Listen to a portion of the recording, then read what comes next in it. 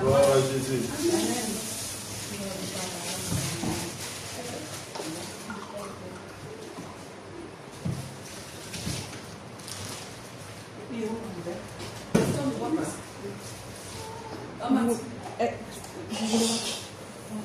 You want more? Son verre est sur à qui? La soeur Gloria. Oh, on n'a pas servi, pasteur. Oui, c'est ce que je dis. Gloire à Jésus. Amen. Amen. Amen. Amen. Gloire à Jésus. On va acclamer le Seigneur. On acclame le Seigneur.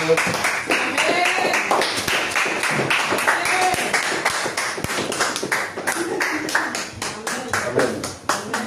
Pour la vie de sa servante Naomi, qui a dirigé, qui a fait la direction. Amen.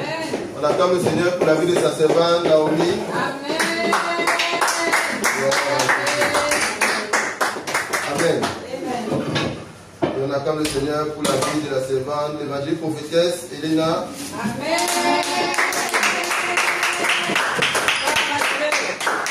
Amen. Amen. Gloire à Jésus. Amen. Gloire à Dieu. Amen. Voilà. Il est toujours important d'échanger un peu sur la parole. Parce que c'est cette parole-là qui va nous juger, c'est cette parole-là qui va nous condamner. Amen. Ou bien c'est cette parole-là qui va nous permettre d'aller au ciel. Amen. Amen. Gloire à Dieu. Donc on va ouvrir un passage. On peut faire Matthieu chapitre 5, versets 17 et 18. Et si une sœur a trouvé ce passage, elle peut nous lire.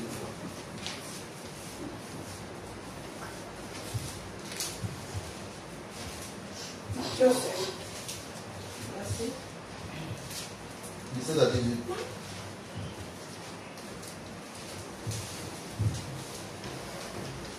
Matthieu 5, 17 à 18.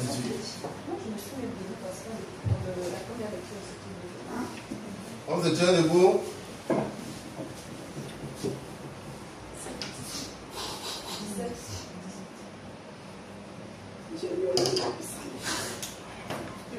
Je lis par la grâce de Dieu avec révérence. Matthieu 5, versets 17 et 18. Ne croyez pas que je suis venu pour abolir la loi ou les prophètes. Je suis venu non pour abolir, mais pour accomplir. Car, je vous le dis en vérité, tant que le ciel et la terre ne passeront point, il ne disparaîtra pas de la loi un seul iota ou un seul trait de lettre jusqu'à ce que tout soit arrivé. Amen. Amen. Amen. On acclame le Seigneur pour sa parole. Amen.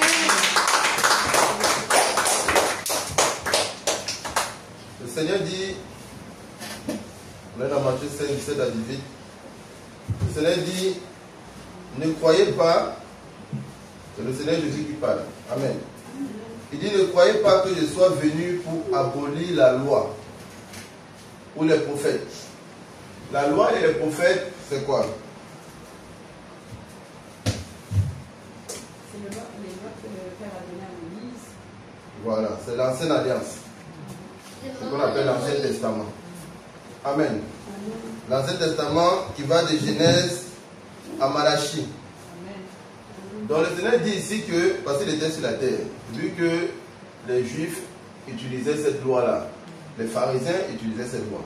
Et le Seigneur était en train de dire que lui, il n'est pas venu pour abolir cette loi. C'est-à-dire que tout ce que Dieu le Père leur a donné, la venue du Seigneur Jésus sur la terre n'était pas pour détruire tout ce que Dieu le Père a donné. Parce que Dieu est le même hier, aujourd'hui et éternellement. Amen. Si Dieu dit qu'il n'aime pas quelque chose, même si c'est 3000 ans après, il ne va pas aimer ça. Pour l'éternité, il ne va pas aimer.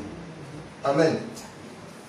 Donc, si dans le livre de la loi, il y a des choses que le Seigneur dit qu'il n'aime pas, ce n'est pas parce que lui-même il est venu sur la terre qu'il va dire que bon, maintenant j'aime ce que j'ai dit qu'il n'aime pas. Non. Le Seigneur Jésus que c'est un homme, est un Dieu de parole. C'est pour ça que tout chrétien doit être un enfant de Dieu de parole. Amen. Amen. De vérité. Amen.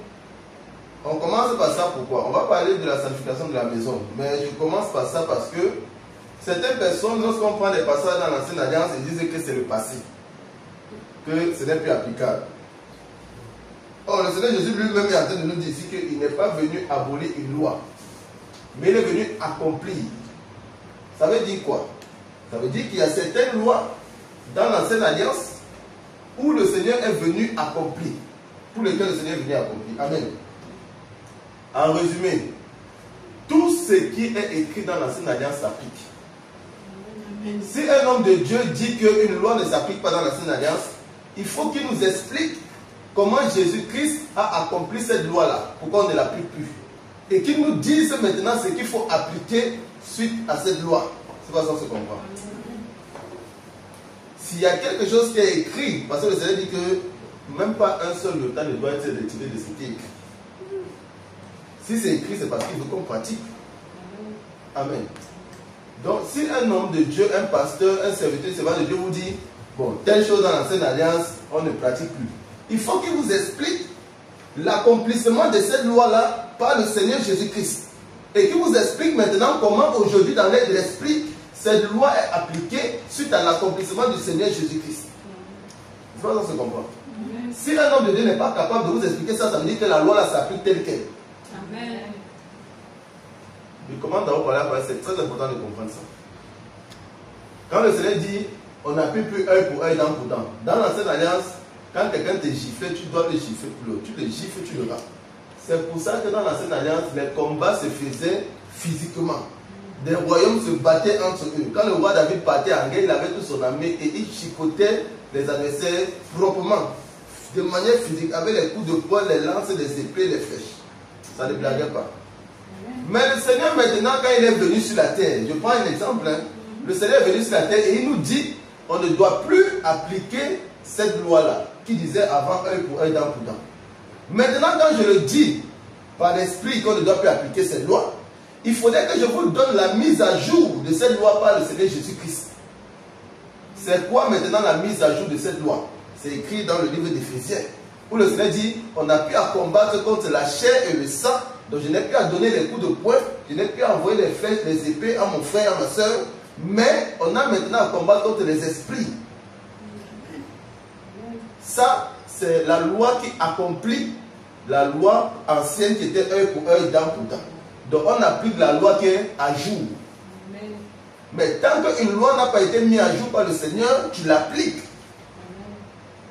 Amen. Amen. Parce que le Seigneur nous a dit clairement qu'il n'est pas venu annuler les lois. Il est venu accomplir. Dans l'ancienne alliance, on tuait les animaux quand tu avais péché en fonction de ton péché. Et en fonction de tes moyens, on te donnait un animal que tu devais venir avec. Et on sacrifiait cet animal-là. Et on utilisait le sang de cet animal pour tes péchés. Pour que le Seigneur puisse pardonner tes péchés. Même si ça n'effaçait pas les péchés. Amen. Aujourd'hui, le Seigneur dans sa parole nous enseigne qu'on n'a plus à sacrifier les animaux et utiliser leur sang pour le pardon de nos péchés. Parce que lui-même, le Seigneur Jésus-Christ, il s'est offert un sacrifice une fois pour toutes pour l'humanité. Donc, quiconque maintenant prend un animal et dit qu'il tue pour utiliser son sang, il est en train de faire des incantations. C'est les démons qui vont atterrir là. En même temps qu'il fait ça, les démons atterrissent, le possèdent d'abord même. Parce que cette loi-là a été accomplie par le Seigneur, par son sacrifice à la croix de Golgotha. Et maintenant, on doit utiliser le sang de Jésus. Amen. Donc, on ne peut plus appliquer cette loi ancienne, mais on applique la loi nouvelle qui est le sang de Jésus maintenant pour effacer nos péchés. Amen. So, before, j'ai oublié que nous sommes une mission internationale, donc il faut parfois traduire en anglais. Before we use the blood of animal for as Jesus forgiveness for our sins. But now, today, Jesus has made a unique and only sacrifice for human. Amen. So now, if you have sins, you just ask God forgiveness, and then you call the blood of Jesus to wash you, to remove all that sins on you. Amen. So we don't have to sacrifice any animals for our sin. We just ask God forgiveness sincerely, and we call the blood of Jesus. Amen. Voilà. C'est pour ça que quand on lit des lois dans l'Ancienne Alliance, on dit aux gens que Dieu est écrit dans la parole, ils vont dire non, ça c'était avant. Tu ne peux pas dire ça c'était avant si tu n'expliques pas comment Jésus-Christ, le avant là, le maintenant du avant là. Il faut que tu nous expliques par Jésus-Christ le maintenant de avant là. Mais tu ne vas pas dire que non, on ne pratique pas, on ne doit pas pratiquer. Ce n'est pas ce que le Seigneur dit. Il dit tout ce qui est écrit doit être pratiqué. Par l'Esprit de Dieu. Amen. Donc, on va continuer cette série d'enseignements sur la sanctification de la maison. Je pense qu'aujourd'hui, il y a beaucoup de choses à dire sur la sanctification, mais dans les enseignements futurs, le Seigneur permettra que l'on puisse toucher encore certains points de la sanctification. Mais là, de manière globale, on a quand même vu des choses très intéressantes par l'Esprit de Dieu sur la sanctification de l'esprit. On a commencé par la sanctification de l'esprit, la sanctification de l'âme, la sanctification du corps. Amen. Là, on va parler de la sanctification de la maison. Amen. We will talk about the sanctification of our home, because our home also must be good for Jesus. Jesus, when he sees your home, it must be happy. Amen. So that is very important. If something is not good for Jesus, that thing cannot be in your home. Amen. C'est un peu comme si tu dis que tu aimes le président de la République. Tu dis que tu es avec le président de la République de tout ton cœur. Tu dis, président de la République, moi je suis avec toi de tout mon cœur. Mais quand le président de la République vient chez toi, il voit les t-shirts avec les photos de son adversaire. Il voit tous les trucs avec les trucs. Il voit tous les trucs de son adversaire farouche. Il voit tous les affaires de son adversaire chez toi. Tu habites avec, tu utilises, tu es content.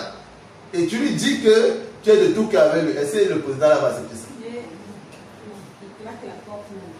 Donc, si lui ne peut pas accepter ça, ce n'est pas Dieu qui va accepter ça. Amen. So, if we say that we are a child of God, we must not have anything of demons in our home. Amen. Donc, déjà, tout ce qu'on a vu sur la sanctification du corps qui correspond aux éléments physiques, aucun de ces éléments physiques-là ne doit être dans nos maisons. Tout ce qu'on a vu, même dans Ésaïe 3, tout ce qu'on a vu dans Ésaïe 3,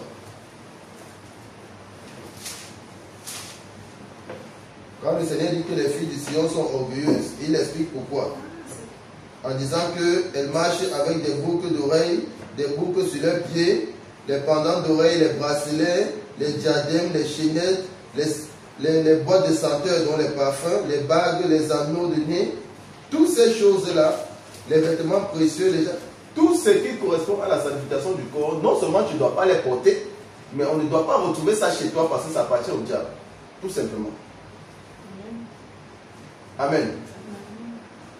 Everything you cannot put on your body because that thing don't glorify the name of Jesus. All that thing must be also in your home. Amen. Le Seigneur avait dit, le prince de ce monde vient, mais lui il n'a rien en moi. Il faudrait que lorsque le diable regarde ta maison, qu'il ne voie rien de lui chez toi. C'est pas ça se comprend. Dieu n'est pas seulement saint pour vivre au ciel, même le ciel est saint. Le royaume des cieux est saint. Donc là où Dieu vit là, c'est la sainteté. Donc tout enfant de Dieu, là où il vit aussi, la maison de tout enfant de Dieu doit refléter la sainteté. Amen. Dieu nous a créé à son image et à sa ressemblance. Nous devons faire comme lui. Amen. Et par rapport à la sanctification de la maison, je tiens à expliquer que lorsqu'on parle de sanctification de la maison, on parle de manière physique et spirituelle. C'est la première des choses à comprendre. On parle de la sanctification de manière physique et spirituelle. La sanctification physique, c'est quoi? La sanctification physique, il y a d'abord un élément que même les chrétiens négligent, qui est même d'abord le premier élément de la sanctification physique. Un truc que Dieu déteste, c'est la saleté et le désordre. Amen. Ça peut être banal, mais Dieu n'aime pas la saleté, il n'aime pas le désordre. Parce que le ciel n'est pas sale. Le ciel n'est pas désordonné. Donc, quand toi, enfant de Dieu, quand on entre chez toi, le chez toi doit être propre et bien rangé. Les sorciers aiment le désordre, ils aiment la saleté. Donc, toi, en tant qu'enfant de Dieu, tu ne dois pas aimer vivre dans une atmosphère que les éléments, les enfants du diable aiment. Vous avez dit, il y a quoi de commun entre la lumière et les ténèbres? Il ne doit avoir rien de commun entre la lumière et les ténèbres. Si les sorciers aiment la saleté, quand vous allez chez les marabouts, est-ce que c'est bon? Si les sorciers aiment la saleté et le désordre, il ne faut pas que toi, enfant de Dieu, on vienne voir aussi la saleté et le désordre. J'insiste dessus parce que c'est important. Un enfant doit comprendre que la sanctification, c'est d'abord la propreté. Même du corps. La sanctification du corps, c'est d'abord la propreté du corps. Tu dois te laver. Amen. Amen. You must maintain your body pure. That means you must wash your body. You must maintain your home pure. That means you must maintain your home clean and in order. That's what Jesus wants. Amen. Ça, c'est ce que Dieu fait d'abord. Bon, je suis pasteur, on parle de tout. Ça, c'est tout ce que Dieu aime, il faut dire. Amen. C'est important. Un enfant de Dieu ne doit pas aimer la saleté. Parce que si un sorcier voit la saleté chez toi, il faut demander. Il atterrit chez toi. Sur la saleté là-même, il entre chez toi. Ça devient sa piste d'atterrissage. Lui, son avion atterrit là-bas. Les gens même qui entendent, qui ont l'oreille spirituelle, ils entendent souvent les atterrissages. Il y a un segment qui entend souvent l'atterrissage chez eux. Elle entend. Elle entend. Un soldat vous dit que si tu laisses la vaisselle sale chez toi, 2 jours, il atterrit. Le deuxième jour, il atterrit. Le sorcier de ta famille, le deuxième jour, là, tu laisses la vaisselle sale, il atterrit sur la scène. Le deuxième, ça devient sa piste d'atterrissage. C'est des portes d'entrée. La saleté est une porte d'entrée pour les esprits. Quand on dit même que Dieu n'aime pas la saleté, c'est parce que ça a des conséquences aussi négatives. La saleté est une porte d'entrée dans une maison. Si une maison, il y a la saleté, les sorciers ont le droit d'entrer. Si tu veux, faut faire tu enchaînes les 40 jours de jeûne, il va entrer. Peu importe les archanges qui te protègent, il va entrer. Peu importe le feu qui est autour de ta maison, il va entrer. Parce qu'il a le droit d'entrer. Parce que la saleté lui donne le droit d'entrer et les gens ne peuvent pas l'empêcher d'entrer. Parce que le monde spirituel fonctionne avec la parole de Dieu et le monde spirituel c'est un tribunal. Si le démon a un droit d'entrer chez toi, il va entrer et l'ange ne peut pas l'empêcher parce que même l'ange respecte la parole de Dieu. Amen. C'est pas ça que vous comprenez. L'ange là, lui aussi fonctionne en respectant la parole de Dieu. Donc si le diable lui montre la parole de Dieu en disant que là moi j'ai le droit de passer, il va s'écarter, le diable va passer. Maintenant, si Dieu t'aime trop, Dieu va te protéger, Dieu va faire ce que Dieu ne tue pas. Mais il va passer. Il va venir chez toi. Que tu sois pasteur, même que tu sois n'importe quoi là, il va venir. Parce que c'est un tribunal au monde spirituel. Amen. Les toiles d'araignée, tout ça là. Ça, c'est les antennes. Il faut demander aux sorciers, vont vous dire. Celui qui laisse, il ne faut pas laisser les. Si tu vois les toiles d'araignée chez toi, il faut enlever, il faut nettoyer. Parce qu'avec les toiles d'araignée là, et ils t'entendent. Parce que tout ce qui est saleté est codé dans le spirituel. Le spirituel ne joue pas. Tout ce qui est saleté en réalité est codé. Le spirituel fonctionne avec les codes. Tout ce qui appartient au diable est codé. Et tout ce qui appartient au diable a des fonctions bien précises. Donc, si un sorcier veut t'attaquer et qu'il ouvre ses yeux spirituels, il voit chez toi les assiettes que tu as laissées depuis 2 jours, étant sur son balai, il tape le code, la porte spirituelle s'ouvre, il passe par le chemin spirituel, il atterrit chez toi sur les assiettes. C'est simple. Et il se balade, il commence à regarder tes enfants. Amen. C'est très simple. S'il regarde chez toi, il voit l'étoile d'araignée, il tape le code, il met son oreille, il vous entend. Oui. Je peux confirmer quelque chose. Oui. À l'époque, on regardait One Piece avec l'antenne là, l'étoile d'araignée, oui. C'est ça le fil de téléphone. Oui, oui. C'est ça. Amen. Le monde spirituel ne joue pas.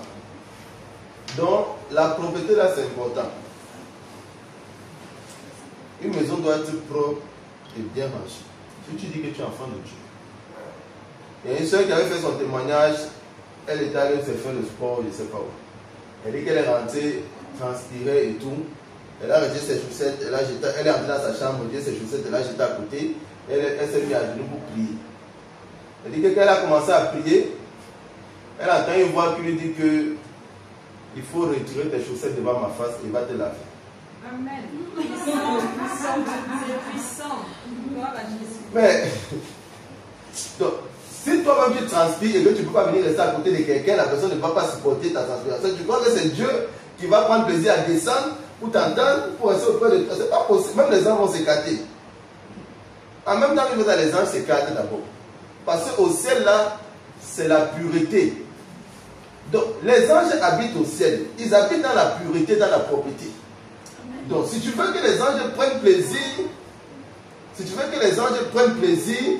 à rester dans ta maison doit refléter la pureté et la sainteté parce que les anges ont l'habitude de rester dans la pureté qui est au ciel. Ils ne vont pas laisser la pureté au ciel pour venir rester dans la souillure. Ils ne vont pas venir. Ils vont se mettre à distance. Amen. C'est pour ça que on parle de propreté physique et spirituelle. On est sur la propreté physique. Donc le premier élément de la propreté physique, c'est la propreté même là. Il ne faut pas de saleté, il faut que la maison soit rangée ordinaire. Amen. On va lire un passage. Donc on a dit que tout ce qu'on ne met pas sur notre corps ne doit pas être dans nos maisons. Pourquoi en réalité? Je vais expliquer. Je vous ai dit que dans le spirituel, tout ce qui appartient au diable est codé. Les parfums ont des codes. Les faux cheveux ont des codes. Les maquillages ont des codes. Les vernis en ongles ont des codes. Fossiles, tout ça c'est codé. Même la prophétesse Sephora, que je crois que tout le monde connaît, qui a déjà, elle disait quand elle était dans la sorcellerie, elle avait témoigné qu'elle partait attaquer une servante de Dieu. Une véritable appelée du Seigneur. Mais elle pétait les faux cheveux.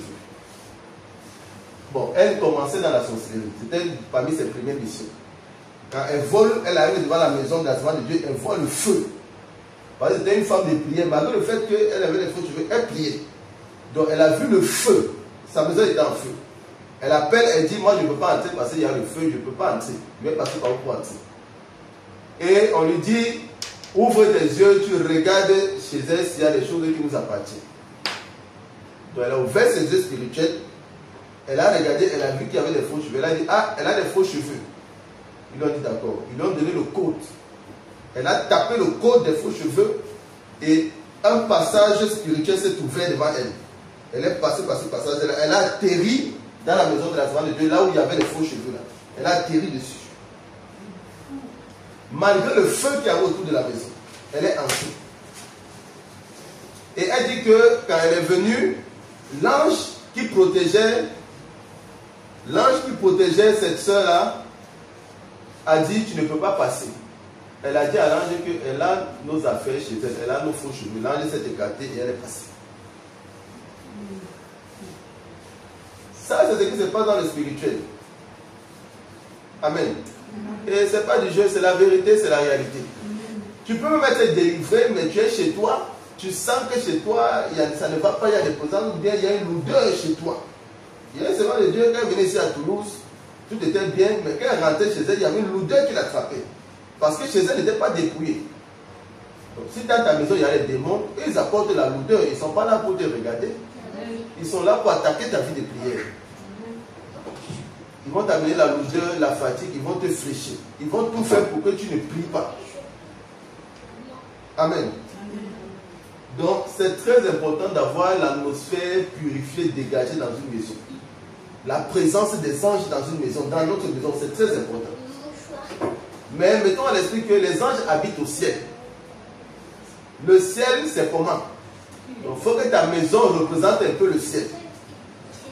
Pour que quand ils viennent, eux-mêmes, ils prennent plaisir à rester chez toi. Amen. Donc, on va lire Deutéronome chapitre 5, le verset 6 à 8.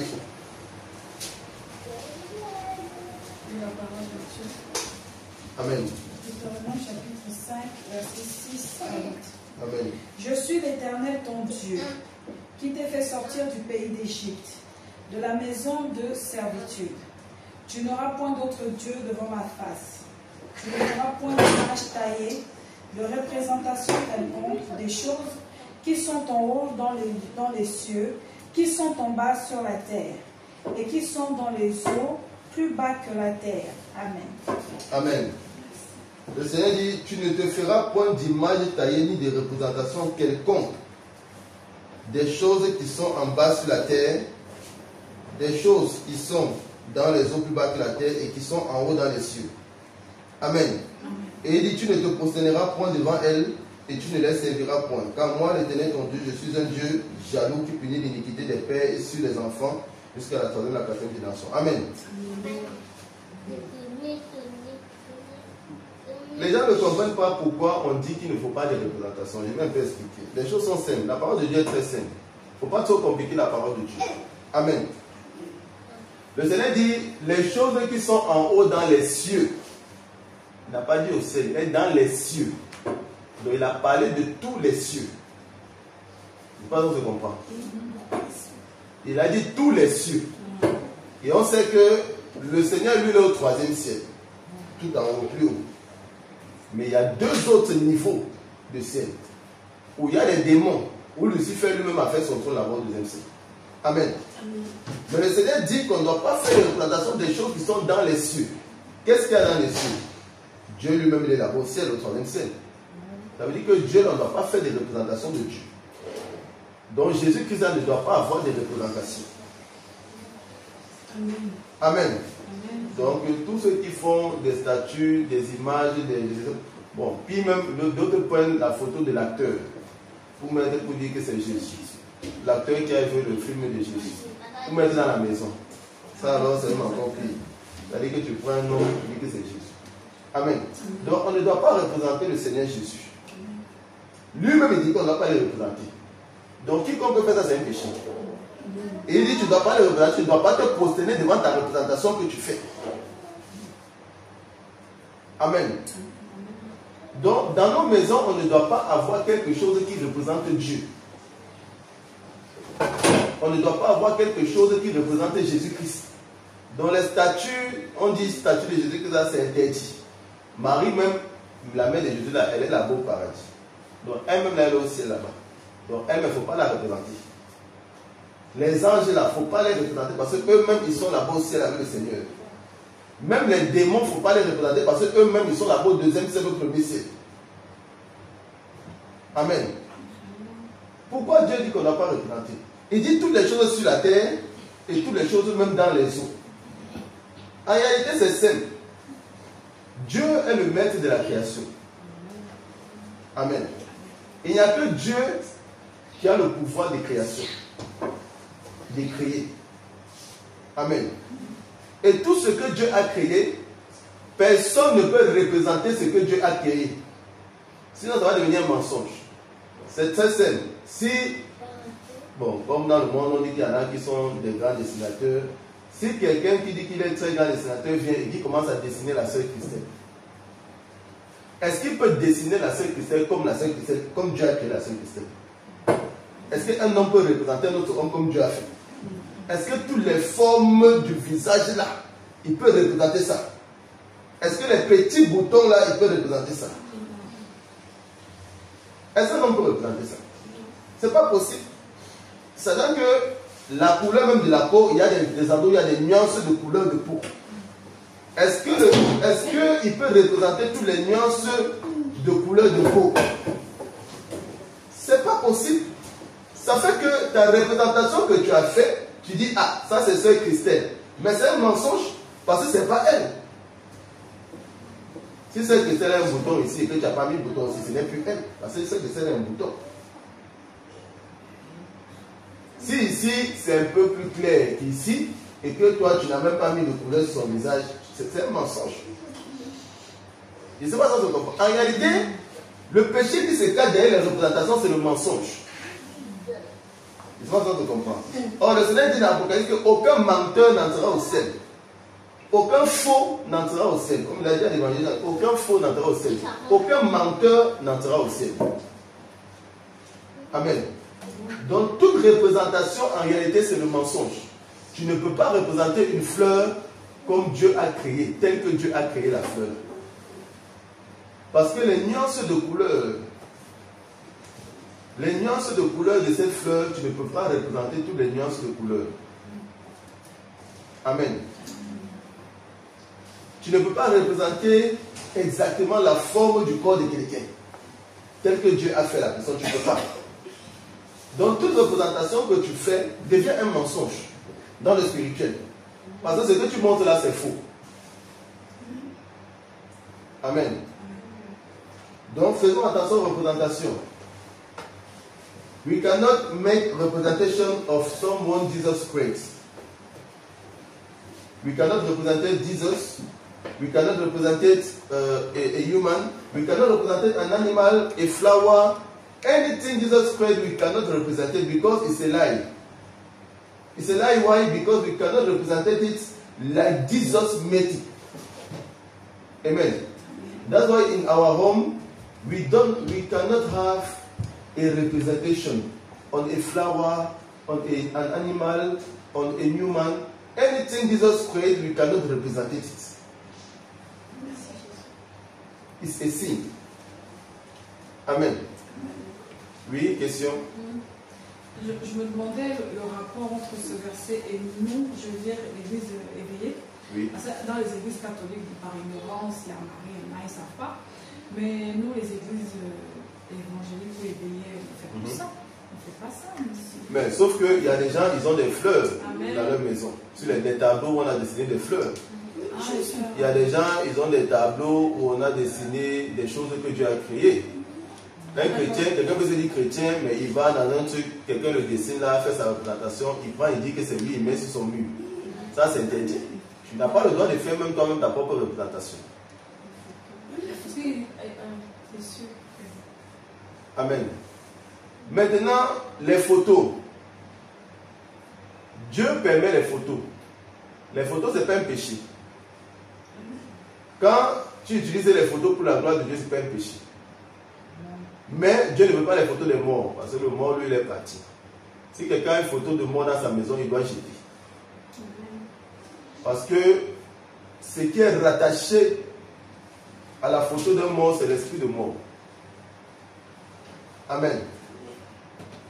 Toute personne qui est décédée là, tu n'as pas le droit d'avoir sa photo. Même pas dans l'album. Tu jettes sa photo. Il est parti. Donc, soit il est auprès du Seigneur, soit il est là-bas au séjour de mort. Amen. S'il est au séjour de mort, l'esprit de mort a le droit d'entrer dans ta maison. Parce qu'en réalité, cette personne maintenant est esclave. Est assujettie par l'esprit de mort. Est esclave de l'esprit de mort. Donc, étant esclave de l'esprit de mort, l'esprit de mort a plein droit sur cette personne, sur cette âme-là.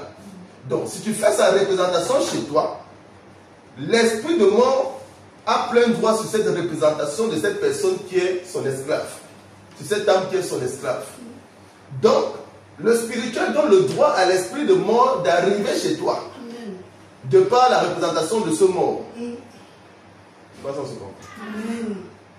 C'est une question de droit, le spirituel. C'est pour ça qu'on dit qu'il ne faut pas avoir. C'est pour te protéger. Ce n'est pas pour dire que tu détestes la personne ou tu aimes la personne. On n'est pas dans détester, aimer. Les affaires spirituelles, ce n'est pas les sentiments. Amen. Les affaires spirituelles, tu fonctionnes selon la parole de Dieu. Amen. Amen. Donc, si quelqu'un est décédé et qu'il est là-bas dans le séjour de mort, il faut savoir que l'esprit de mort a plein droit sur toutes les représentations de cette personne. Donc, tu mets chez toi là, ses yeux en même temps deviennent des caméras. Le pasteur Oscar avait témoigné qu'un jour, il devait attaquer chez quelqu'un.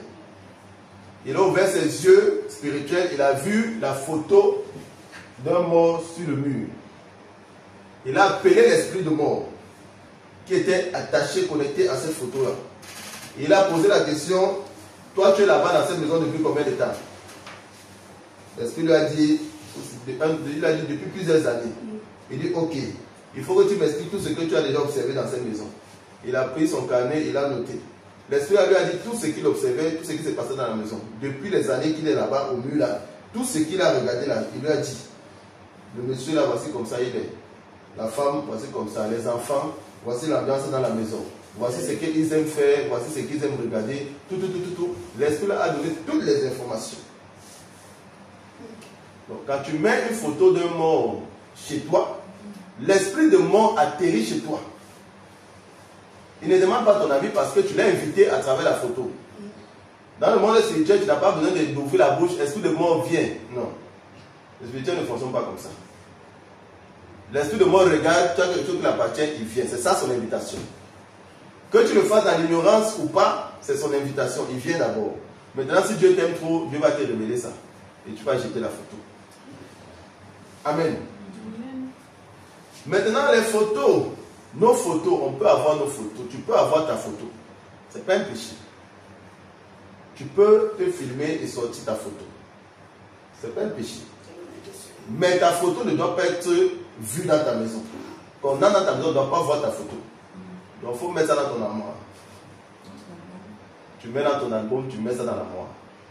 Parce que quand on entre dans la maison d'enfant de Dieu, on doit sentir la présence de Dieu. On ne doit pas venir entrer chez toi pour voir ta maison. Ta maison appartient à Dieu. Amen. Donc, les photos là, c'est la seule chose que Dieu permet. Même photo là, si ces photos tu n'es pas dépouillé, même il faut jeter. Amen. Parce que ça ne glorifie pas le nom du Seigneur. Amen.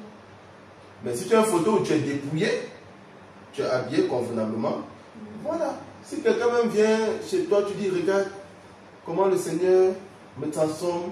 Regarde, avant je n'étais pas comme ça. Tu peux m'utiliser ça même pour, voilà, enseigner même quelqu'un. Amen. Donc c'est puissant. Mais même malgré ça, Dieu ne veut pas que tu prennes ça, tu mets sur les murs de ta maison. Non. Amen. Amen. Donc, faisons attention aux représentations. Tu ne dois pas avoir des représentations des animaux, des fleurs. Tout ce que Dieu a créé, l'homme ne peut pas représenter de ses propres mains. C'est un mensonge et c'est un péché. C'est bon? Même les affiches que les hommes de Dieu, par exemple, chrétiens font pour les séminaires, ils mettent des photos, ça. Non, là justement, quand tu fais une affiche pour un séminaire, là tu fais quelque chose pour la gloire de Dieu. Et même si tu fais une affiche et que tu mets les photos, ça même, on a le prophète Norbert encore vous parler de ça dans le groupe des responsables. Quand tu fais une affiche pour le Seigneur, tu ne dois pas faire une affiche avec toi devant, c'est-à-dire quand on regarde la vie, c'est toi qu'on voit. Non. C'est le Seigneur Jésus, qu'est-ce que tu dois présenter, ce n'est pas toi. Amen. Si on fait une affiche à Toulouse pour un événement qui se fait à Toulouse, on ne va pas mettre ma photo. Je préfère même qu'on mette les photos des sœurs, des autres sœurs sur l'affiche même. Parce que pour montrer que les servants de Dieu, voilà. Là, quelqu'un qui voit l'affiche, il voit déjà que c'est une église de sanctification. Enfin, même quand tu mets une photo, c'est pour un but. Parce que tout ça, c'est dans le cadre de l'évangélisation. C'est pas ça se comprend. Si tu mets la photo d'une sœur, tu sais que bon, les chrétiens dehors, là, la majorité ne sont pas dépouillés. Quand ils vont voir l'affiche, ils vont dire qu'il y a un événement à appeler Toulouse. Mais c'est comme ça que les sœurs s'habillent là-bas. Ça interpelle déjà. C'est que celui qui cherchait l'église de sanctification, là, quand il voit l'affiche, il va venir. Parce que l'affiche déjà lui montre que ça, c'est l'église de sanctification. Donc là, c'est pour vraiment évangéliser. Mais je ne vais pas mettre un truc orateur, passer chez Dieu, on va mettre ma photo devant. Moi, ma photo évangélise en quoi? En rien du tout. Amen. Donc ma photo n'a pas yet. Donc quand on regarde une affiche, tout doit se faire pour le Seigneur Jésus, pour la gloire du Seigneur Jésus. Pas pour quelqu'un, pas pour un homme, mais pour le Seigneur Jésus-Christ. Amen. Donc on peut faire des affiches, on peut mettre les photos des gens pour les campagnes d'évangélisation. Mais tout doit être fait pour un but. Amen. C'est pour ça que parfois, quand on peut évangéliser, je prends les servants de Dieu, on va évangéliser. Parce qu'il faut que, quand on nous voit, quand je dis voilà la servante de Dieu avec qui on est à l'église, ils voient la servante de Dieu, ils comprennent déjà que l'église là c'est comme ça. Donc ça c'est déjà évangélisation. Moi parfois quand j'imagine seul, après je prends le téléphone et je dis que regarde comment les sœurs s'habillent chez nous. Parce qu'avec l'homme c'est très compliqué de voir que c'est l'église de sanctification. Mais quand tu montres les photos des sœurs de l'église, on voit directement que là-bas c'est comme ça que ça se passe. C'est qui fait qu'il y a beaucoup qui ne sont pas venus à cause de ça. Mais je préfère qu'on te montre la vérité, tu ne viens pas à cause de la vérité. Amen. Donc, les représentations, c'est un péché, parce que c'est un mensonge. Amen. C'est un mensonge. Et le Seigneur ne veut pas de ça. Tout ce que Dieu a créé, on ne peut pas représenter. Donc, le Seigneur dit que dans les photos des morts, il faut retirer les photos des morts de vos maisons. C'est pas bon du tout. Il est parti, il est parti. On gère les vivants. Il y a d'autres qui voulaient aller enterrer son père. Le Seigneur a dit que mon frère, il faut laisser les morts enterrer les morts. Suis-moi. On y va. Il est parti. Tu ne vas plus rien faire pour lui. Là, c'est Dieu qui gère son cas. Ce n'est plus nous. Quand quelqu'un est mort là, c'est Dieu qui gère sa situation. Ce n'est plus nous. Amen. Donc, c'est ça. Même si ton téléphone là, il faut enlever. Ça ne sert à rien. Il ne faut pas être dans les trucs charnels. Il faut être en esprit. Tu enlèves tout ça dans ton téléphone. Ça ne sert à rien. Mais ça ne veut pas dire que tu détestes la personne, non. Si vous aimez trop les gens là, il faut leur parler de Jésus quand ils sont vivants. Amen. Il faut leur parler de Jésus quand ils sont vivants. Parce qu'il y en a là, quand ils sont vivants, ils ne font rien. Mais c'est quand la personne meurt qu'on prend ses photos, on met partout. Tu mets ses photos partout. Mais il est parti. Ça ne va plus rien faire pour lui. Si tu l'aimes trop, il faut lui parler de Jésus quand il est vivant. Pour que le Seigneur puisse le sauver par sa grâce. Amen. Et au moment même qu'il est au ciel. Au moment même qu'il est au ciel. Voilà. Donc, même si quelqu'un est au ciel auprès du Seigneur, il ne faut pas faire représentation. Il dit qu'il ne faut pas faire représentation des choses qui sont dans les cieux. Donc, si quelqu'un est mort et qu'il est au ciel, il faut le laisser tranquille là-bas. Il ne t'a pas demandé quelque chose, il faut le laisser. Il est en paix. Amen. Voilà. Donc, on va lire un peu un passage, on va comprendre pourquoi. Deutéronome 23, verset 14. Une sœur dans nos livres ce passage. Deutéronome 23, verset 14. Deutéronome 23, verset 14. Deutéronome 23, verset 14.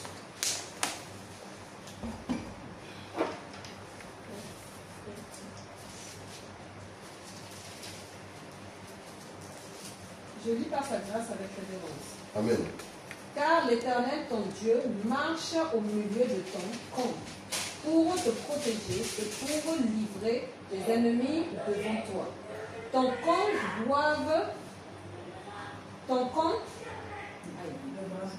devra donc être saint, afin que l'Éternel ne voie chez toi rien d'impur et qu'il ne se détourne point de toi. Amen. Amen. Amen. Deutéronome 23, verset 14. Il dit quoi? L'Éternel, ton Dieu, marche au milieu de ton camp. C'est-à-dire que ton campement là, ton camp, ta maison où tu habites, l'Éternel doit marcher dans ta maison. Quand on dit l'Éternel doit marcher dans ta maison, c'est-à-dire les anges de l'Éternel doivent être dans ta maison. Ils doivent être présents dans ta maison. Amen. Amen. Mais le Seigneur dit que l'Éternel marche au milieu de ton camp pour te protéger. De la même manière, les anges de l'Éternel sont là pour nous protéger. Parce que les démons vont tout faire pour venir nous attaquer. Pour venir attaquer nos maisons, envoyer la lourdeur dans l'air, la paresse, la fatigue dans l'air. Mais il faut que les anges soient là pour protéger ta maison. Il faut qu'il veille, il patrouille là, dans toutes les pièces. Il patrouille pour surveiller. C'est comme ça que ça se passe dans le spirituel. Si le Seigneur t'ouvre tes yeux, tu vas avoir des anges partout là. À l'intérieur et à l'extérieur. Même au-dessus et en dessous. Il quadrille tout l'extérieur et il marche à l'intérieur. Et tu vois un feu. Amen. Amen. Donc les anges de l'Éternel doivent marcher dans nos maisons. L'échelle de Jacob doit être placée dans ta maison pour que les anges prennent plaisir à monter et à descendre. Amen. Amen. Maintenant, le Seigneur dit qu'il fait cela pour te protéger. Donc, ils sont là pour nous protéger. Et pour livrer tes ennemis devant toi. Le Seigneur dit maintenant, ton camp devra donc être saint. C'est-à-dire que ta maison donc doit être sainte. Afin que l'Éternel ne voie chez toi rien d'impur et qu'il ne se détourne point de toi. C'est-à-dire que si le Seigneur voit que ta maison est remplie d'impureté, de désordre, de saleté, des choses qui appartiennent au diable, lui ne peut pas prendre plaisir à venir rester dans ta maison. Parce que lui d'abord il est au ciel, le ciel est pur. Donc il va quitter le ciel pour rester dans la saleté pour toi. Alors qu'il te dit dans sa parole qu'il ne doit pas avoir la saleté chez toi. Non. Amen. C'est pour ça qu'il y en a, ils sont chrétiens, mais les anges ne sont même pas chez eux. Il y a des chrétiens qui n'ont même pas un ange. C'est-à-dire que quand ils arrivent chez eux, l'ange reste dehors. Lui, il entre. Mais l'ange reste dehors. L'ange n'entre pas chez lui. Parce que tellement le chez lui est rempli des choses du diable. Trop d'impureté. Et quand c'est comme ça, le diable dit dans le spirituel que cette maison-là l'appartient. Mais si une maison appartient aux démons, les anges ne peuvent pas venir forcer rester dans cette maison. Ils vont rester à l'écart. Parce qu'ils ne sont pas maîtres de cette maison. Je ne sais pas si on se comprend. Donc il faudrait que dans nos maisons, il n'y ait rien d'impur. Pour que les anges de l'Éternel prennent plaisir à rester dans nos maisons. Maintenant, si l'ange, malgré l'impureté, entre dans la maison, il y a des conditions. Il faudrait que dans le spirituel, toi tu aies tes droits. Je prends l'exemple simple. Tu peux être dans une maison, tu as un enfant qui est adulte. L'enfant adulte, lui, il décide, tu lui dis, tu lui donnes la sanctification, lui ne veut pas écouter. Et il utilise les produits pour mettre l'huile sur son corps. Bon, notre Dieu est un Dieu de paix. Le Seigneur dit, soyez en paix avec tout le monde. Tu ne peux pas forcer, l'attacher, l'enchaîner pour qu'il accepte il pratique la parole de Dieu. Amen. Maintenant, tu vas lui dire, bon, tu es chez moi, c'est comme ça que ça marche. Bon, comme il est adulte, lui peut te dire, moi je ne veux pas marcher comme ça. Tu ne vas pas bagarrer avec lui, parce qu'en même temps si tu bagarres avec lui, tu pêches. Si tu te discutes avec lui, tu pêches. Tu fais comment alors? C'est compliqué. Amen. Amen. Tu implores la miséricorde du Seigneur. Tu pries pour lui. Parce que Dieu ne peut pas être d'accord que tu forces quelqu'un à accepter sa parole. Ça, tu fais ça là, le diable même peut te posséder en même temps. Amen. Parce que Dieu est dans l'amour. Dieu travaille dans l'amour. Il y a des cas, c'est différent. Je vais prendre tous les cas. Amen. Parce que ma femme m'a dit que quand tu enseignes, il faut prendre tous les cas parce qu'il ne faut pas qu'il y ait de... Les gens se posent encore les questions. Amen. Voilà, c'est bien d'avoir une femme qui te dit la vérité pour... Amen. Bon, si tu habites chez toi et que ton enfant n'est pas chez toi, et que ton enfant veut venir habiter chez toi, là, tu ne peux pas accepter que ton enfant vienne faire sa loi chez toi. Amen. Tu vas lui dire, mon ami, ici c'est comme ça que ça marche. Donc, si tu veux traverser la porte de chez moi pour venir rester ici, tu fonctionnes comme ça, selon la parole de Dieu. Tu n'as pas le choix, ou sinon tu restes là-bas. Tu ne viens pas ici. C'est pas ça qu'on se comprend. Maintenant, si au moment où tu entres dans la sanctification, l'enfant est déjà chez toi et adulte, bon, là, tu utilises l'amour. Parce que, voilà, il ne faut pas que ton comportement l'amène à détester même ton Dieu. Parce que si toi tu es dans la méchanceté, dans la violence avec lui, il va même plutôt détester le Seigneur Jésus. Ça ne va pas l'amener à changer. Mais tu pries pour lui, tu lui parles de la parole de Dieu, voilà. C'est la même chose avec une femme qui est avec son mari. Quand tu es déjà avec ton mari dans la maison, et que tu entres maintenant dans la sainteté, étant déjà en foyer avec ton mari, il a quand même fait d'autres mairies, il a quand même fait, même si c'était le même faux homme de Dieu, il a quand même fait. Dans le spirituel, c'est considéré comme ton mari, même si ce n'est pas Dieu qui vous a élu, mais vous êtes mariés. Et la parole de Dieu dit que tu ne peux pas le laisser. Tu ne peux pas le chasser non plus. Amen. Voilà. Donc, tu restes dans l'amour, tu pries, tu intercèdes, tu lui donnes la parole de Dieu. Donc, il y a des cas où, quand on entre dans la sainteté, étant dans une situation, on est obligé de manifester l'amour et les prières pour que le Seigneur nous aide à changer la situation. Amen. Mais si tu es là, seul là, et que tu entres dans la sainteté, quelqu'un ne va pas venir chez toi faire sa loi. Non. Amen. Je ne sais pas si c'est bien clair. Amen. Voilà. Donc, tu avais une question, c'est bon. Oui, et pour les enfants qui ne sont pas majeurs. Quand un enfant n'est pas majeur, il n'a pas le choix, il obéit. Amen. Si un enfant n'est pas majeur et que toi tu entres dans la sainteté, il fait comme le parent dit. Amen. Il n'a pas le choix parce que l'enfant qui n'est pas majeur, lui ne décide pas de sa vie. C'est son parent qui décide de sa vie. Donc Emmanuel, tu n'es pas encore majeur. Donc c'est ta maman qui décide de ta vie, de comment tu dois t'habiller, de comment tu dois te laver, de comment tu dois faire.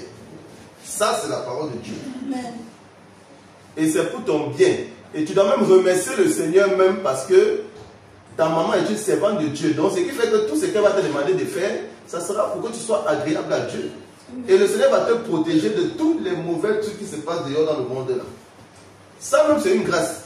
Amen.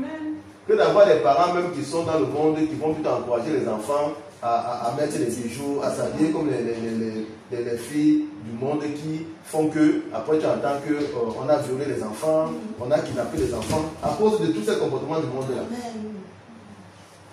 Dans le spirituel, quand tu as des enfants mineurs, tu es responsable de tout ce que ton enfant fait. Il n'a pas le choix. Tu ne lui donnes pas le choix.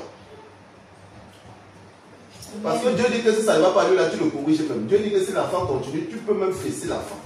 Tu peux prendre la chicotte, tu fouettes l'enfant. Et Dieu sera content. Amen. Parce que dans le spirituel, un enfant n'a pas son mot à dire. Est-ce qu'on se comprend? Amen. Les enfants là, vous comprenez? Oui. Voilà, c'est puissant. Il a compris. Moi, tu suis. Un enfant n'a pas son mot à dire. Il suit. Que ça lui plaise, que ça ne lui plaît pas. Il fait, obligé. Parce que c'est pour son bien. Je prends un exemple très simple. Je pose une question à Emmanuel. Emmanuel. Cher Emmanuel, ça va? Voilà. Je te pose une question. Si tu es en train de marcher et que devant toi il y a un trou et que à l'intérieur du trou il y a le feu et que si tu continues de marcher tu vas tomber dans ce trou là et tu vas mourir, est-ce que toi tu aimerais que ta mère te laisse marcher et tomber dans le trou et mourir?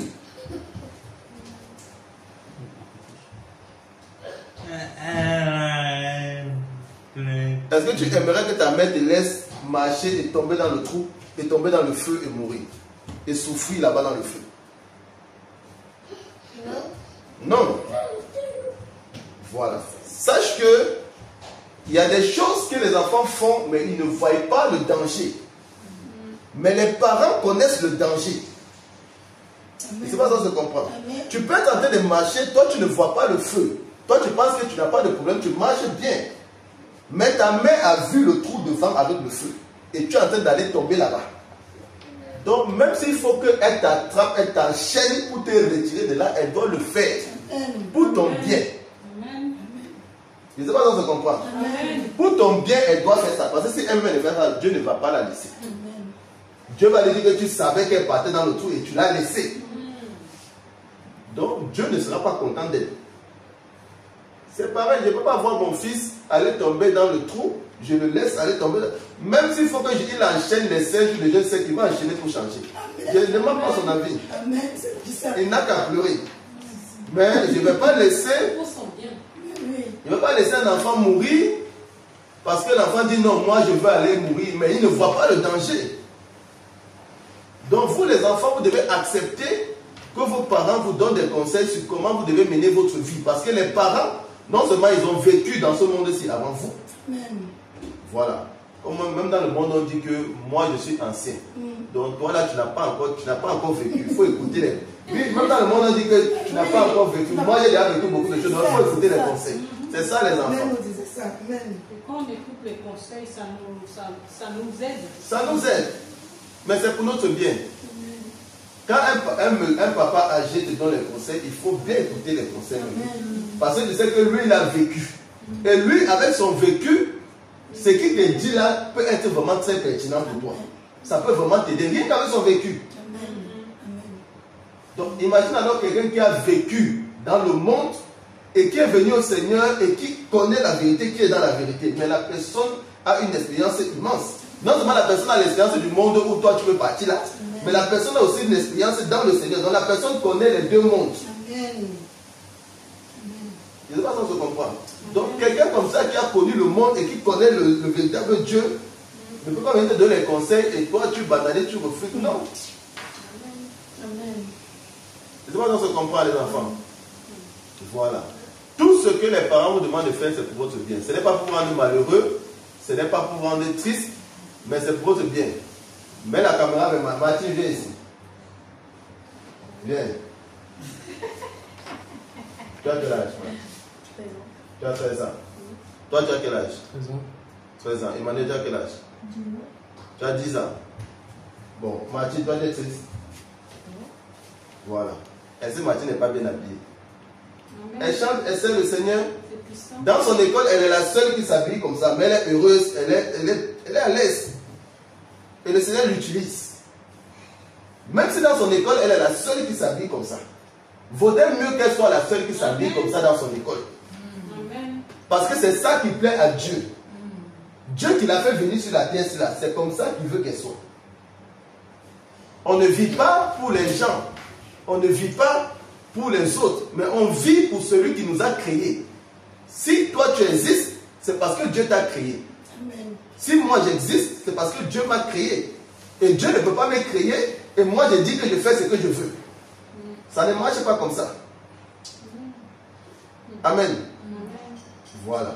Je préfère que même ma fille Louange, elle est la seule comme ça qui s'habille comme ça dans son école. C'est puissant. C'est ça qui montre qu'elle est enfant de Dieu. Et un enfant de Dieu doit être à part. Un enfant de Dieu ne peut pas être comme les autres enfants. Il faut comprendre ça à vous les enfants là. Un enfant de Dieu ne peut pas aller dans le monde être comme les autres enfants. Amen.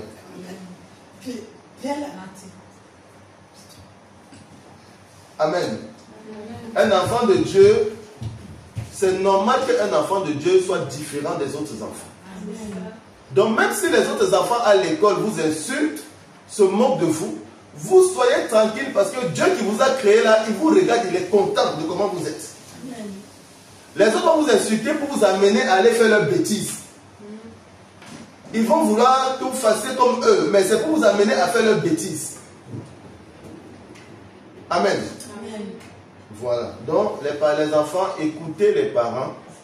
Parce que tout ce que les parents demandent de faire, c'est pour votre bien. Va t'asseoir à ces mains de Dieu, Mathie. Amen. C'est pour votre bien. Oui, question. Pasteur, c'est comme le témoignage de la sœur Linda de Sierra Leone. C'était la grande sœur. Donc, sa petite sœur a découvert le peuplement. Et le Seigneur l'a permis d'aller visiter l'enfer. Mais quand elle était là-bas, elle criait, elle dit, mais pourquoi sa soeur ne l'a pas fouettée pour qu'elle puisse obéir? Voilà. Est-ce que c'est quand tu es d'abord dans le feu là-bas que tu demandes qu'on pouvait t'enchaîner? Et il a dit, même mon pasteur devait m'enchaîner pour que je ne puisse pas atterrir dans ce lieu. Mais Dieu lui a fait grâce, elle témoigne de partout. Et on a failli la tuer même en Sierra Leone, elle ne pouvait pas rester chez elle. Mais le Seigneur lui a dit que tu dis tout ce que je t'ai dit, c'est moi qui te garde, sinon je te ramène là-bas. Voilà. Donc, vous voyez que là-bas on a dit que même pasteur là, pourquoi il a dit que si pasteur là ne dit pas la vérité, il y aura beaucoup de voix qui vont nous accuser là-bas. Hein?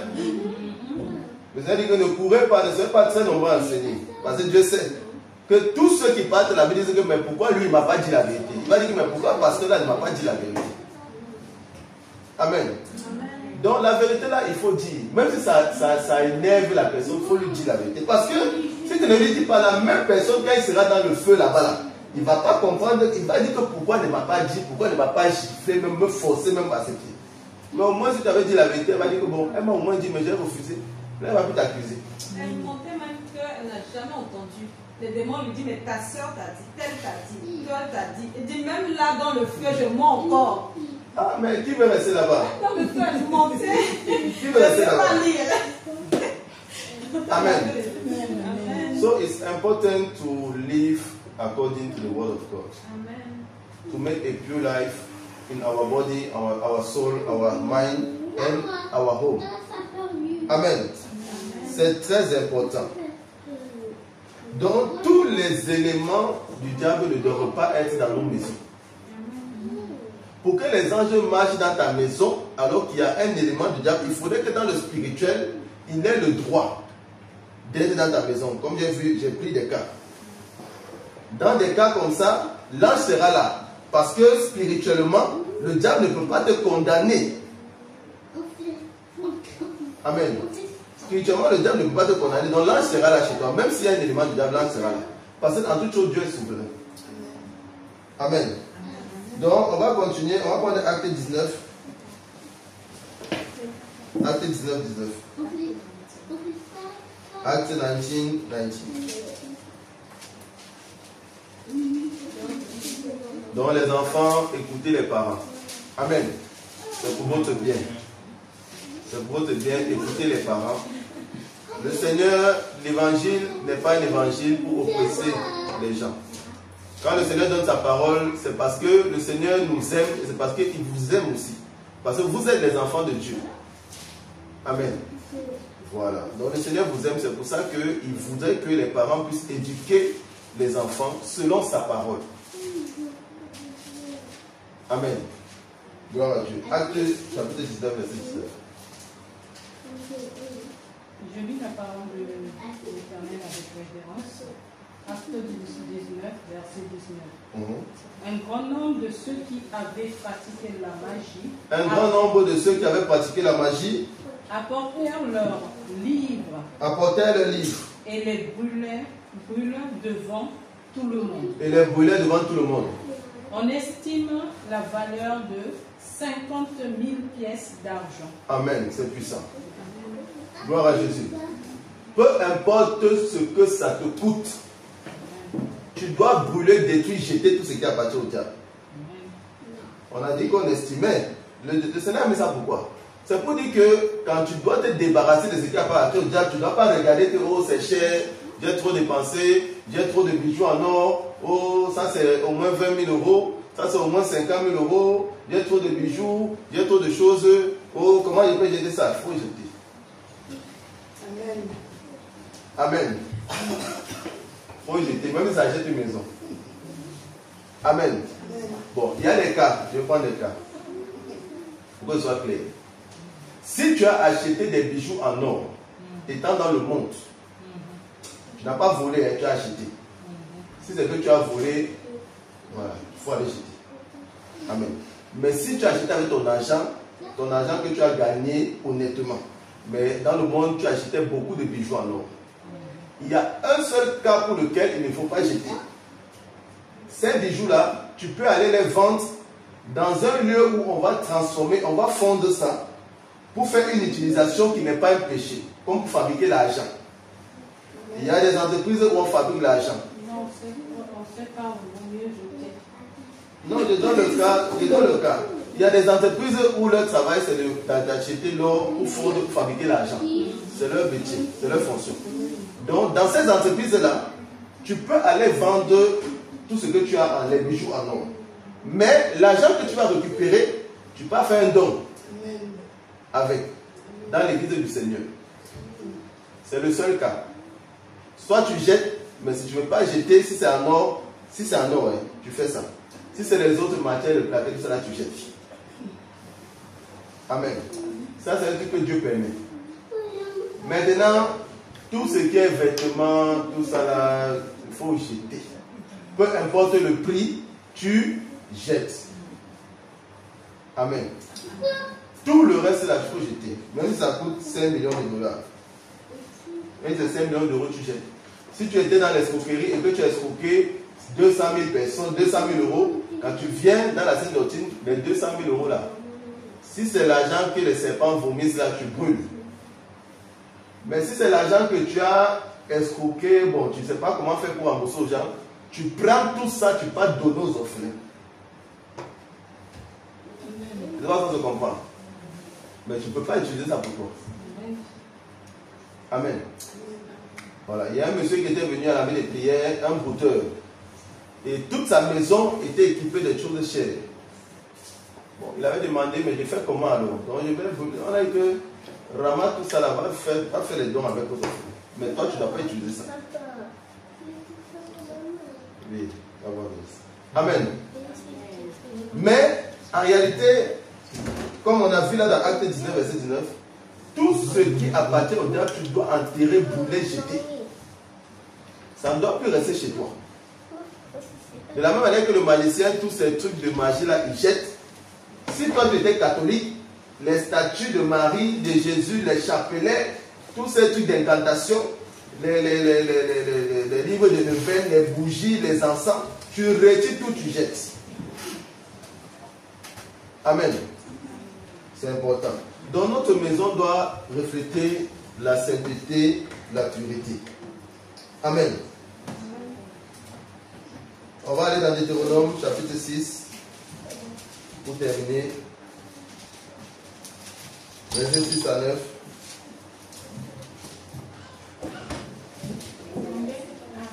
Deutéronome 6, verset 6 to 9.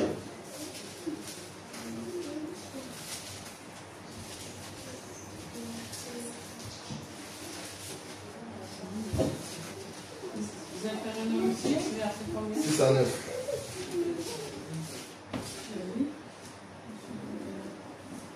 J'ai lu la parole du Seigneur, Deutéronome 6, verset 9. Tu les écriras. Verset 6 à 9. Verset 6 à 9. Et ces commandements que je te donne aujourd'hui seront dans ton cœur. Tu les inculqueras à tes enfants et tu en parleras quand tu seras dans ta maison, quand tu iras en voyage, quand tu te coucheras et quand tu te lèveras. Tu les liras avec un signe sur tes mains et ils seront comme des frontaux entre tes yeux. Tu les écriras sur les poteaux de ta maison et sur tes portes. Amen. Amen. Donc, la parole de Dieu, tu peux les mettre sur le mur, sur les portes, sur les poteaux de ta maison, sur les murs. C'est la seule chose que le Seigneur permet que l'on mette sur les murs de nos maisons. Amen. Tu peux prendre le psaume 23, tu imprimes, tu mets dans un cadre, tu mets sur le mur de ta maison. Tu peux imprimer un passage que tu aimes, le psaume 91, tu mets dans ta chambre, tu mets sur les murs de ta maison ou tu mets à l'entrée de ta maison, sur la porte. Pourquoi le Seigneur dit ça?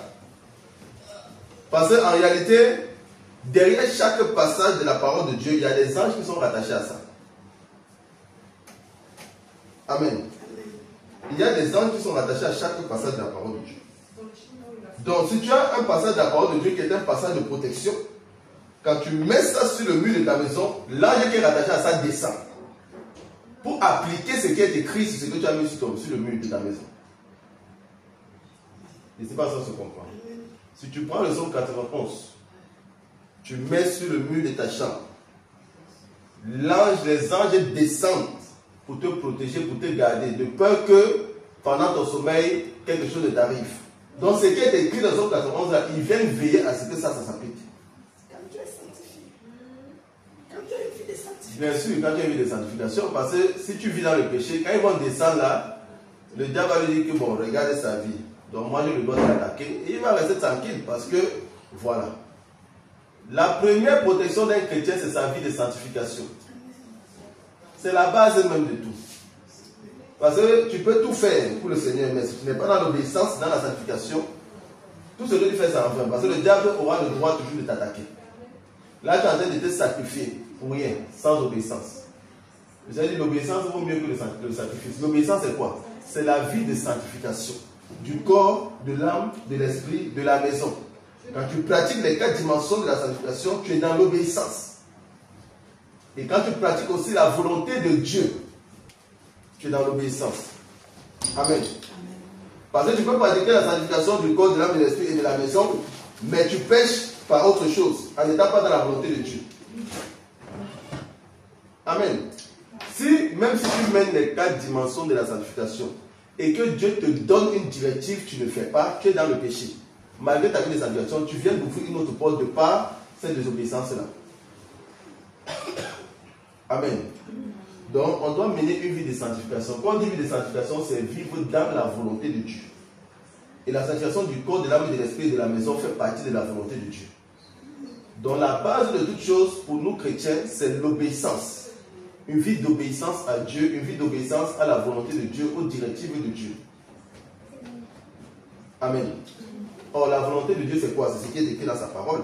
Mais Dieu peut aussi te donner sa volonté pour toi personnellement, sur autre chose. Je prends un exemple très simple. Tu peux être un chrétien qui mène une vie de sanctification, mais toi tu es serviteur de Dieu. Dieu maintenant vient te parler, il te dit, toi va dans telle ville et tu vas me servir là-bas. Amen. Si toi tu refuses de partir servir le Seigneur dans la ville là, tu tombes dans la désobéissance. Malgré le fait que tu fais la sanctification du corps, de l'âme et de l'esprit et de ta maison. Mais quand tu refuses cette directive-là, tu es dans le péché. Comme Jonas, il était serviteur de Dieu. Mais le Seigneur a dit, va là-bas à Ninive annoncer, me donner le message. Il a refusé. Il a fui. Amen. Donc, faisons attention. Amen. Faisons attention. Nous devons veiller sur l'état spirituel également de nos maisons. On a dit propriété physique et spirituelle. Maintenant, c'est quoi la propriété spirituelle? La propriété spirituelle de la maison, c'est tout ce que tu dois faire pour que l'atmosphère spirituelle soit bonne dans ta maison. Qu'est-ce qui rend l'atmosphère spirituelle bonne dans ta maison? C'est que dans ta maison, tout ce qui doit se faire doit glorifier le Seigneur. Si tu mets la télévision, il faut qu'il y ait des louanges de l'adoration, que tout ce qui passe à la télévision glorifie le nom du Seigneur. If you put the TV on your home, the program you watch must glorify the name of Jesus. You put worship in the television, and then angels will be happy to come and stay in your home. Amen. Les louanges, les adorations, les enseignements, tout ce qui passe doit glorifier le nom du Seigneur.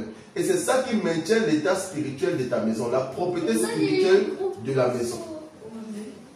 Ça dégage l'atmosphère, oui. J'ai une question. Oui. Si on vit dans la sainteté, Oui. et puis les anciens DVD des cultes avant des gens qui ne sont pas dépouillés, est-ce qu'on peut les regarder, on peut le voir, on peut le regarder? Regardez les cultes des gens qui ne sont pas dépouillés. Oui. Voilà, c'est une très bonne question. Vous savez, la télévision en elle-même est une porte. La télévision est une porte. Il y a beaucoup de démons qui passent par la télévision pour entrer dans la maison. C'est pas ça que je comprends. C'est pour ça que quand un enfant regarde les dessins animés qui montrent les pratiques de sorcellerie, l'esprit de sorcellerie possède l'enfant. Amen. L'esprit de sorcellerie possède l'enfant. Donc la télévision en elle-même est une porte. C'est pour ça que tout ce qui doit passer à la télévision doit glorifier le nom du Seigneur. Si tu regardes quelque chose et que ce n'est pas le Saint-Esprit qui anime ce que tu regardes, c'est dangereux pour tes yeux. C'est dangereux pour ton état spirituel. C'est dangereux pour tes oreilles. Parce que si ce que tu regardes est envoûté, c'est envoûté pour que tous ceux qui regardent l'esprit là viennent dans leur maison. Amen. De la même manière qu'un chrétien qui est dépouillé chante pour que tous ceux qui le regardent, le Saint-Esprit descende dans leur maison. De cette même manière, si ce que tu regardes là n'est pas animé par le Saint-Esprit, quand tu vas regarder, c'est l'Esprit qui anime ce que tu regardes qui vont descendre. Ce sont ces esprits-là qui vont descendre dans ta maison. Et c'est pas ça que je comprends. Donc il y en a qui se disent aux hommes de Dieu là, ils font les cultes. En même temps, quand tu regardes le culte, c'est des envoûtements. À travers la télévision.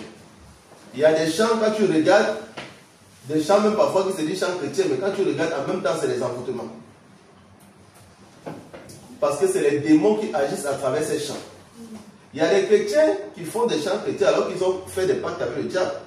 Mais c'est pourquoi? C'est pour que, quand ils chantent, les démons avec qui ils ont fait des pactes là se baladent, entrent dans les maisons, entrent dans tous les lieux où on joue leur musique.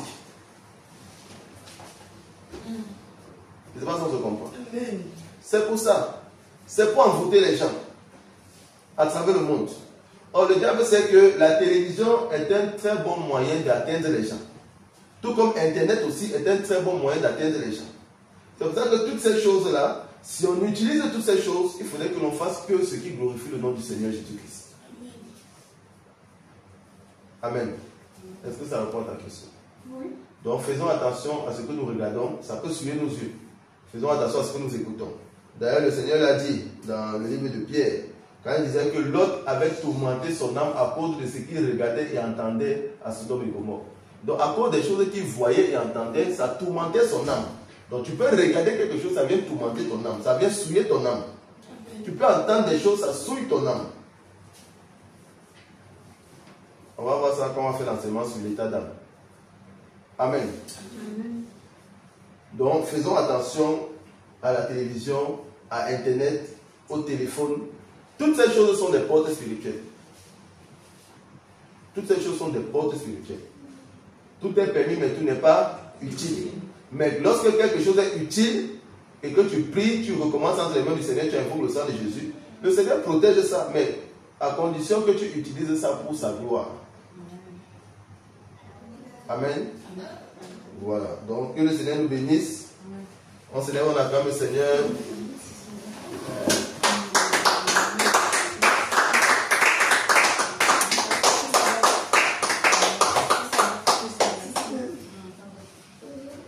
Dans Deutéronome 6, verset 69, où le Seigneur dit que on doit écrire sa parole justement sur les poteaux de nos maisons, nos portes et tout. Voilà. Et c'est très bien de mettre la parole de Dieu quelque part parce qu'il y a des anges qui sont rattachés à ces passages-là. Et partout où ces passages sont affichés, les anges, ils ont l'obligation de descendre. Maintenant, pour qu'ils descendent et opèrent véritablement ce qui est écrit, quand ils sont descendus, il faudrait que le diable ne les empêche pas d'opérer. Oui. Et si on met la parole dans nos maisons, il ne faut rien dessiner dessus. Dessiner sur quoi? Comme j'avais fait. Moi, j'avais demandé à ma fille, elle a fait des jolis dessins de montagnes, et puis j'avais écrit. Non, non, ça tu es en train de pécher. Parce qu'en même temps que tu fais les dessins des montagnes, tu pêches, tu ne peux pas mettre la parole de Dieu sur la souillure. Ça n'a aucun effet, l'ange ne descend pas. Amen. Amen. L'obéissance en toutes choses. Dieu n'est pas dans la souillure. Si tu fais quelque chose dans la souillure, Dieu ne vient pas. Si tu fais quelque chose dans la désobéissance, Dieu ne vient pas, il ne répond pas, il ne prend pas plaisir à ça. Dieu ne prend pas plaisir à la désobéissance. Amen. Même si l'ange veut descendre, le diable va dire à l'ange qu'il regarde, elle a fait une représentation. Alors que tu dis qu'il ne faut pas faire des représentations. Donc l'ange n'a rien fait. Parce que le diable aura raison. Tu prends juste la parole tout simplement. Soit tu imprimes, tu écris, tu imprimes sur une feuille. Soit tu écris avec ta main. Tu peux encadrer, mettre un cadre et tu mets au mur. Mais est-ce qu'on peut mettre un fond de couleur simple dessus? Oui, tu peux mettre fond de couleur, ou tu imprimes sur le blanc, ou tu imprimes sur une couleur. Il n'y a pas, si tu peux un fond de couleur, il n'y a pas de problème. Ça, c'est pas une représentation. Amen. Amen. On a comme le Seigneur pour sa parole. On va prier la servante de Dieu, Nathalie, qui va nous conduire dans ce moment des dîmes et des offrandes et qui va prier pour les offrandes.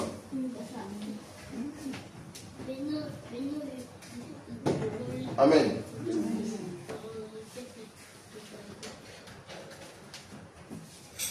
Alors, c'est les offrandes. Clamons le Seigneur.